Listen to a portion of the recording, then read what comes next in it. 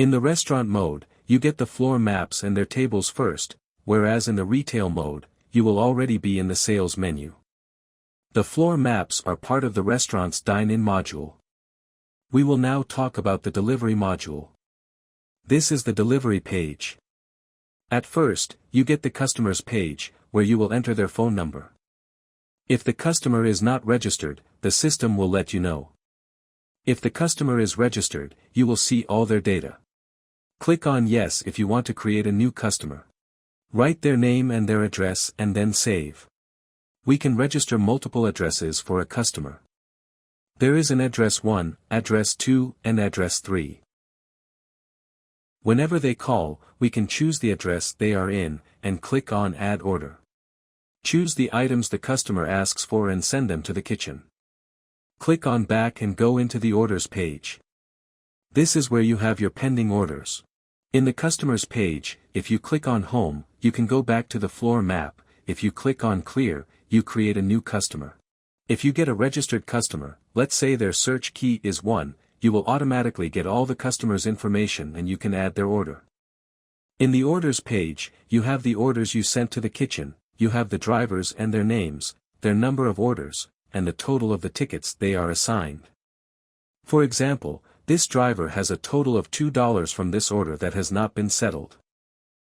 If you want to send these 2 pending orders with driver 1, select the orders and the drivers and click on Dispatch Orders. When the orders are dispatched, we can see that driver 1 has 2 orders with a total of $30. We can still see the status of these orders. Click on the 3 buttons next to a dispatched order to change the driver. You can also select the order, and print it or view it again.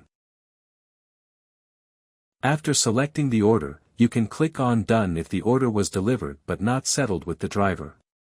That order will go to the Delivered page. This is where we have the list of orders that have been delivered but need settling. This is a setting that is useful when your driver delivers multiple orders before coming back to the shop and can't settle each time they deliver an order. So the funds stay with them and they are adequately registered for when it is time to settle the account. You click on the driver and then on Settle Account, or you click on the order and then on Settle Order. You can also settle the orders in the Orders page after having selected them. Click on Home to go back to the main screen with the floor maps.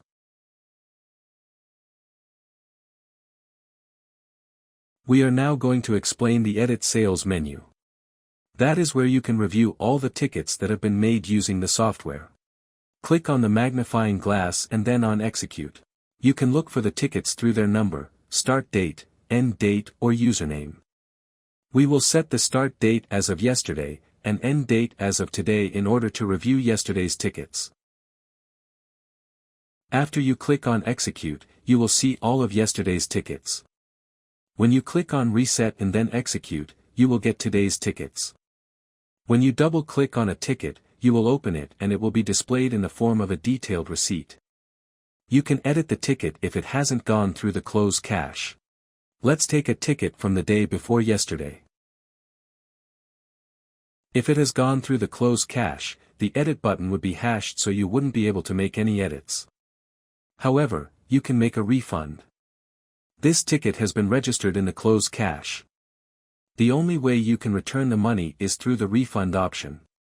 When you click on Refund, you can select one of the items or a line of them or all of the items. That way you can refund all of the order.